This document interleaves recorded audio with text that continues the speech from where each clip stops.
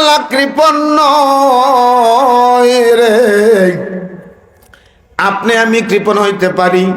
আপনার কাছে যদি 10 টাকা 20 টাকা চাওয়া হয় অথবা 50 টাকা চাওয়া হয়, ও মুরব্বী, ওই জগৎসি পাড়ার উদ্যোগে আজকে একটা মাহফিল আছে রে। ওই মাহফিলের উদ্যোগে অনেক আলিমুলামারা আসবে, বড় বড় আলিমুলামা আসবে, কোরআন হাদিস ভিত্তিক আলোচনা করবে। তুমি 10টা টাকা দাও, ওই ব্যক্তি নাকুশ হয়, আর এমন কি নাকুশ তো হয়। আর ওই ব্যক্তি, যেই ব্যক্তি মাহফিলের জন্য টাকা চাইলো, ওই ব্যক্তিকে পাল্টা হুমকি দামকি দেয়। এমন মানুষ আসেনি না নাই? আসেনি না নাই? আমি এদের উদ্দেশ্যে বলতে চাই, হ্যাঁ দুনিয়ার মানুষ, এই মাহফিলে আসলাম, মাহফিলে আসলে বলছিলাম লাভ কি ক্ষতি কি? মাহফিলের যেই ব্যক্তি, আপনি যত দূর পর্যন্ত মাহফিলের উদ্দেশ্যে আপনি রওনা দিছেন, মনে করেন এই জগৎচির একটা পাড়ায় আপনার বাড়ি, ওই বাড়ি থেকে আপনি মাহফিলের উদ্দেশ্যে, আপনার উদ্দেশ্য হচ্ছে মাহফিলে আগমন।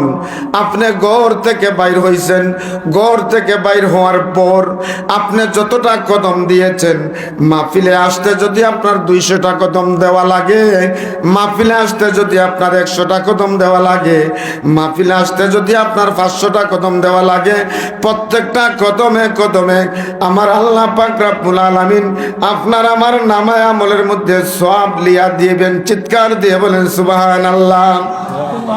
এই তো মাহফিল পর্যন্ত আমি পৌঁছলাম রে, শুধু মাহফিল পর্যন্ত পৌঁছলাম, শুধু সওয়াব আর সওয়াব পাইলাম। এখন মাহফিলে আসলাম, মাহফিলের প্যান্ডেলে ঢুকলাম, আপনি আমি ডান পাটা উঠাইলাম, কিন্তু বাম পাটা উঠাইছি না এখন পর্যন্ত। বাম পাটা এখন পর্যন্ত আমি উঠাইছি না। হ্যাঁ জগৎচির মানুষ, আমি বলতে চাই, ডান পা উঠাইবার সঙ্গে সঙ্গে বাম পা উঠাইবার আগে আগে প্যান্ডেলের ভিতরে ঢুকার সাথে সাথে আল্লাহ পাক রব্বুল আলামিন আপনার আমার জিন্দগির যত সগীরা গুনাহ আছে, সমস্ত সগীরা গুনাহগুলো আল্লাহ তাআলা মুহূর্তের মধ্যে মাফ করিয়া দিতে পারে কি না? পারেনি বা? সগীরা গুনাহ কোনটা বুঝছেন নি? মানে ছোট গুনাহ। সগীরা গুনাহ মানে ছোট গুনাহ। আমার আল্লাহ তো কৃপণ না, আমার আল্লাহ কৃপণ না। যদি ঘর থেকে বাইর হয়ে মাহফিল আসা পর্যন্ত প্রত্যেকটা কদমে কদমে যদি আল্লাহ পাক রব্বুল আলামিন একটা নেকি দেয়, আর মাহফিলে আসিয়া যদি মাহফিলের প্যান্ডেলের ভিতরে ঢুকার পর আপনার আমার জীবনের সমস্ত সগীরা গুনাহগুলো যদি আল্লাহ মাফ করে দিতে পারে রে, তাহলে মাহফিলে আসলে আপনার লাভ হয় না লস হয়? জোরে হোক লাভ হয় না লস হয়? আরো জোরে হোক লাভ হয় না লস হয়? লাভ যদি হয় রে, তাহলে আমি এলাকাবাসী আত্রাবাসী আমি আবারও অনুরোধ করব, এখনো যারা বাড়ি ঘরে আছেন, খুদার দোয়াই দিয়ে বলছে আপনারা বাড়ি ঘরে থাকবেন না, কারণ আজকে জান্নাতি নুরানি মাহফিল হতে পারে আপনার আমার জীবনের শেষ মাহফিল। ঠিক না বেঠিক? এই যে মাহফিলে আপনি আমি এসেছি, এই মাহফিল থেকে আপনি আমি বাড়ি পর্যন্ত পৌঁছতে পারবো এমন কোনো গ্যারান্টি আপনি আমি কেউ দিতে পারবো নি। এখন যদি আল্লাহ পাক রব্বুল আলামিন ডাক দিয়া বলেন, আজরাইল রে, ও আজরাইল যাও রে আজরাইল, তুমি জগৎসি এলাকার মধ্যে গিয়া প্রবেশ করো। আজরাইলের জগৎসি এলাকা চিনে নিবা? জুড়ে হোকা চিনে নি? আওয়াজে বোঝা যায় চিনে না। আজরাইল আইতো না জগৎসি। আরো জুড়ে হোকা জগৎসি চিনে নি আজরাইল? আমার আল্লাহ যদি ডাক দেয়া বলে, আজরাইল রে, এই মুহূর্তে তুমি জগৎসি চলে যাও। জগৎসি একটা মাহফিল চলতেছে, ওই মাহফিলের মধ্যে আমি অমুক ব্যক্তিকে চাই, অমুকের ছেলে অমুককে চাই।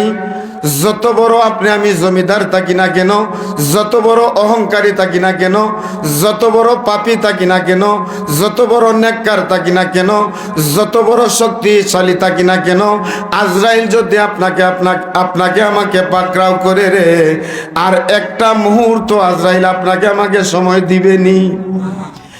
আজরাইল বলবেনি না গো আল্লাহ, না না না, আজকে জগৎজি মাহফিল চলছে, আজকে তার জানটা কবজ করার দরকার নাই।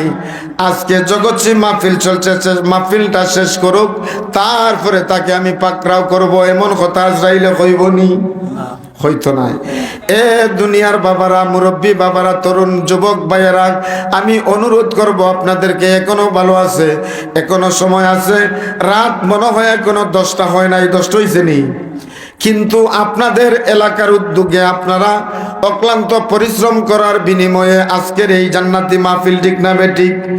যেই ব্যক্তি সুন্দর পরামর্শ দিয়েছে, হাত দিয়ে কাজ করেছে, পা দিয়ে কাজ করেছে, মুখ দিয়ে সহযোগিতা করেছে, টাকা দিয়েছে, পয়সা দিয়েছে, সকলের সহযোগিতাকে যেন মহান আল্লাহ পাক রব্বুল আলামিন আল্লাহর হাবিবের উসিলায় কবুল করে নেয়। চিৎকার দিয়া বলেন আমিন। আমি বলতেছিলাম কোনো গ্যারান্টি নাই, কোনো গ্যারান্টি নাই। হঠাৎ করে আজরাইল আসতে পারে রে। জগৎজি যদি কোনো একটা বাড়িতে ঢুকিয়া ডাক দেয়, আজরাইলের চেহারা যদি এমন চেহারা, আপনি আমি যদি নেককার হই, ফরেজগার হই, মুত্তাকি হই, আপনার আমার কোনো ভয় নাই, চিন্তা নাই, কোনো ভয় নাই, চিন্তা নাই। আজরাইল আলাইহিস সালাম আপনাকে আমাকে স্বাগত জানাইবে।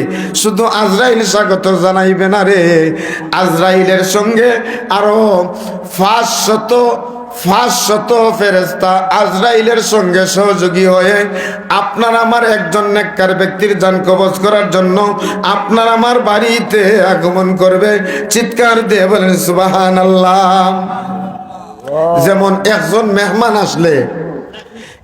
মেহমান আসলে আমরা তারে এগিয়ে আনার জন্য আমরা 15-20 জন মানুষ যাইনি না যাই না। তদ্রূপ একজন নেককারর রূহ আজরাইল আলাইহিস সালাম এভাবে 500 ফেরেশতা নিয়ে আগমন করে নেককারর রূহ কবজ করে, আর তার কোনো ভয় থাকে না, তার কোনো চিন্তা থাকে না।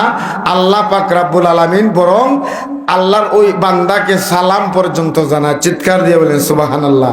এই সালাম কোরআন শরীফে আছে না? নাই, আছে। সালামুন কাওলাম মির রাব্বির রাহিম।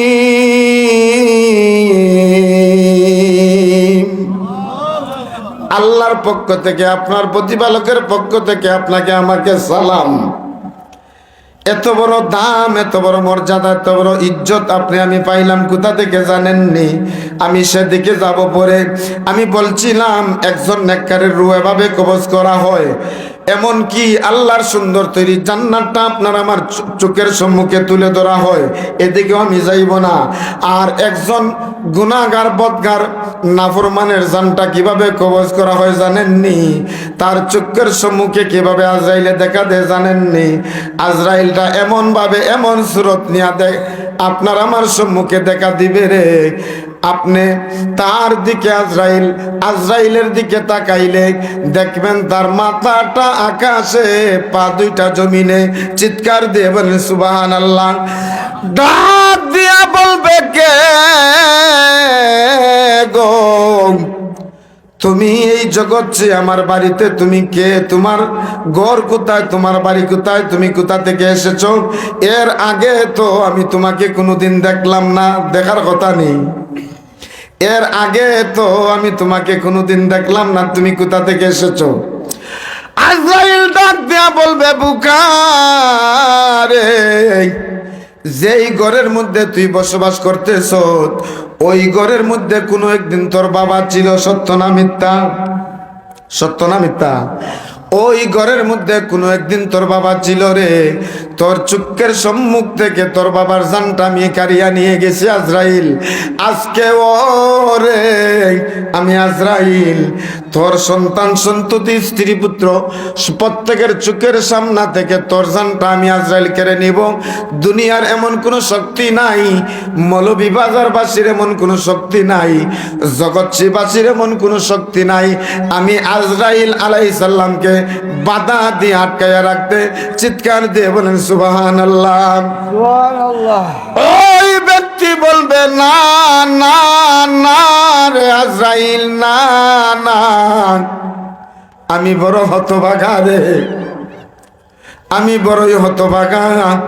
আমার বাড়ির পাশে, আমার বাড়ির কিনারে জগৎসি একটা মাঠে ময়দানে একটা ওয়াজের মাহফিল হয়েছিল, কিন্তু আমি এমন হতভাগা হইলাম রে, আলিমুলামা দাওয়াত দেওয়ার পরেও আমি ওই মাহফিলের মধ্যে যাই না। এই জন্য আমি হতভাগা। ও আজরাইল রে, আমার একটু সময় দে, আমি ওই মাহফিল থেকে একটু তওবা করে আসি। আপনাদের কাছে আমার প্রশ্ন, আজরাইল কি ওই তওবা করার ওই মাহফিলে আসার সময় এবং সুযোগ দিবে? জুড়ে হোকা দিবেনি? দিবে না। এটা আমার আলোচ্য বিষয় নয়, এটা আমার আলোচনার বিষয় নয়। আমি আলোচনা প্রসঙ্গে এসে গেছে, আমি বলে গেছি আমার আলোচ্য বিষয় হচ্ছে আরেকটা। আমি বলছিলাম এই মাহফিলে আসলে আপনার লাভ হয় না লস হয়? লাভ কি পরিমাণ লাভ! ঘর থেকে বাইর হওয়ার সাথে সাথে প্রত্যেকটা কদমে কদমে আল্লাহ পাক রব্বুল আলামিন সব লিখে দেয়। আর মাহফিলে আসলাম, এই জান্নাতি মাহফিলে আমি বসলাম, যখন প্যান্ডেলের ভিতরে ঢুকলাম রে, আল্লাহ পাক রব্বুল আলামিন আপনার আমার জীবনের সমস্ত ছোট্ট গুনাহগুলো, সগীরা গুনাহগুলো আল্লাহ মাহফিলে ঢুকার সাথে সাথে আল্লাহ পাক রব্বুল আলামিন তার দয়ার গুণে মায়ার গুণে সমস্ত সগীরা গুনাহগুলো আল্লাহ তাআলা চিরদিনের জন্য মাফ করতে পারে কি পারে না? মাফ করিয়া দেয়। সুবহানাল্লাহ। বাকি রইল কবিরা। হে দুনিয়ার মানুষ, জগৎচির মানুষ, আমি বলতে চাই আপনার আমার সম্মুখে রমজান মাস আসেনি না? না জানি না এই রমজান মাস পর্যন্ত কে হায়াত পাবে, কে পাবে না। ঠিক না বেঠিক? এই গ্যারেন্টি দিতে পারবেন না আপনি আমি যে রমজান মাস পর্যন্ত আমরা পৌঁছতে পারবো? বাকি রইল আপনার আমার কবিরা গুনাহ, সগীরা গুনাহ যদি আল্লাহ প্যান্ডেলে ঢুকার সাথে সাথে মাফ করিয়া দিয়ে দেয়, বাকি রইল কবিরা গুনাহ। কবিরা গুনাহ আল্লাহ তাআলা কবিরা গুনাহও মাফ করিয়া দেয়। চিৎকার দিয়ে বলেন সুবহানাল্লাহ। কেমনে কেমনে কেমনে গো হুজুর, কেমনে গো? কবিরা গুনাহ আল্লাহ তাআলা মাফ করার কারণে, মাফ করার পিছনে একটা শর্ত আছে। চিৎকার দিয়া বলেন সুবহানাল্লাহ। এই শর্তটা হচ্ছে কবিরা গুনাহগুলা যদি আমি জড়াইতে চাই, কবিরা গুনাহগুলা যদি আমি মাফ করাইতে চাই, মহান আল্লাহ তাআলার কাছে আমি খালেস তওবা করতে হবে, যেই তওবার নাম তওবাতুন নাসুহা। চিৎকার দিয়া বলেন সুবহানাল্লাহ। হো বৃদ্ধ বাবারা, তরুণ ভাই, যুবক ভাই, আমি বলতে চাই শুধু বাকি রইল কবিরা গুনাহ। কবিরা গুনাহ আল্লাহ তাআলা আমি যদি ইচ্ছা করি রে, তাহলে আমি যদি ইচ্ছা হয় কবিরা গুনাহগুলো আল্লাহ তাআলার কাছে মাফ চাইলে আল্লাহ তাআলা আমাকে আপনাকে মাফ করবে কিনা? জোরে বলেন, করবে কিনা? আমার আল্লাহ তাআলা বলেছেন, ইয়া আইয়ুহাল্লাযীনা আমানু তুবু ইলাল্লাহি তাওবাতান নাসুহা। ইয়া আইয়ুহাল্লাযীনা আমানু, আল্লাহ খারে ডাকছে, ইমানদারে ডাকছে। সুবহানাল্লাহ। আল্লাহ কইছে না ইয়া আইয়ুহাল্লাযীনা কাফারু, হে কাফেরেরা তোমরা ফিরে এসো। কাফেররে কইছে না, বেদিনরে কইছে না, ইহুদিরে কইছে না, নাসারারে কইছে না, মুশরিকরে কইছে না। ইয়া আইয়ুহাল্লাযীনা আমানু। সুবহানাল্লাহ। আল্লাহু আকবার। আর জোরে হোক আল্লাহু আকবার। আল্লাহ পাক রব্বুল আলামিন ডাক দেয়া বলে, ইমানদারেরা রে, হো ফরেজগার মুত্তাকিরা রে, তোমরা ফিরে এসো। আল্লাহ কি কয়? তোমরা ফিরে এসো। তুবু ইলাল্লাহ, তুবু ইলাল্লাহ, আল্লাহর দিকে তোমরা ফিরে এসো। আল্লাহর দিকে ফিরে আসি আমি কি করতাম? তাওবাতান নাসুহা, তওবায়ে নাসুহা পাঠ করতাম। তওবায়ে নাসুহা অর্থ কি জানেননি? এমন তওবা রে, যেই তওবা করলে হুজুর আজকে তওবা করিলাই কালকে ওই গুনাহ করিলাই এই তওবার নাম তওবাতান নাসুহা নয়। এমন তওবা করতে হবে রে।